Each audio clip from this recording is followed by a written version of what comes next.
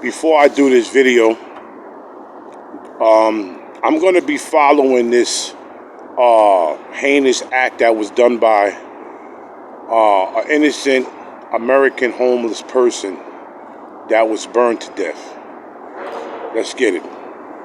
As well. All right, in the meantime here, let's move on from this story. We're moving from D.C. now to New York City. We just brought you that vigil live from advocates and activists in New York City calling for more subway safety after this horribly gruesome death on a subway train over the past weekend of a woman who was allegedly lit on fire. The suspect now in custody in relation to that grisly death. We want to get an update on this story from our colleague there at Fox 5 New York, reporter Jessica Formoso. She was at the vigil. She joins me.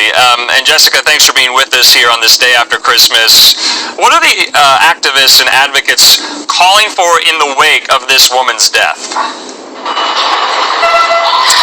Andrew, good evening. Yes, this prayer ritual just wrapped up, and what they're asking for is for the mayor and the governor to do something about subway crime.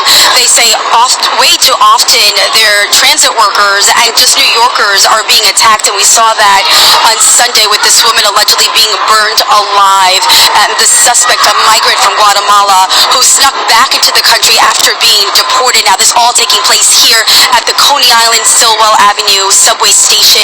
It was early in the morning. The woman has still yet to be identified. All we know is that she was a homeless woman who was on this train. They did DNA testing, and they still cannot identify her. That is how badly her body was burned.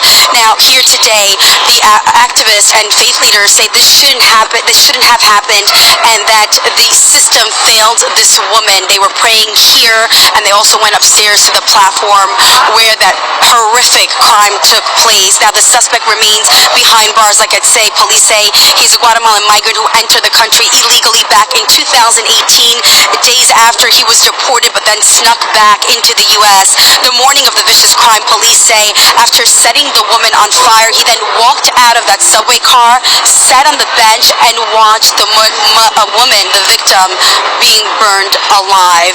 Now, her body burned beyond recognition. The leaders here today saying that this should have never happened, and that our leaders need to do something about this. I don't know if you have that sound right there. You can take a listen. So we're calling on the police commissioner, we're calling on the governor, we're calling on the mayor. The slogan in this city is, if you see something, say something. But no one said nothing. No one did nothing. They just watched this young lady burn on fire alive. Homeless lives matter. She was burnt up so bad that the police cannot even identify who she is.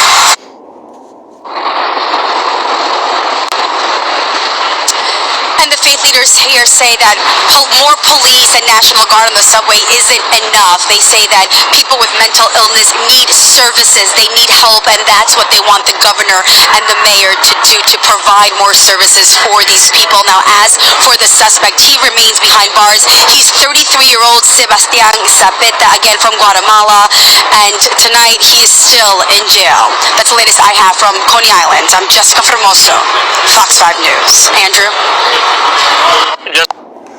Okay, I'm stopping the video right there because they're actually going to repeat the same thing that they just did right now. But like the man said, homeless lives matter. People know how I feel about the homeless.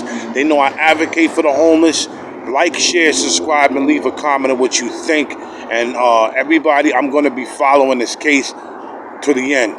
This is Big Hawk, that Yonkers native, the host of Street Talk, bringing you the latest news on the homeless female who was taken out of here.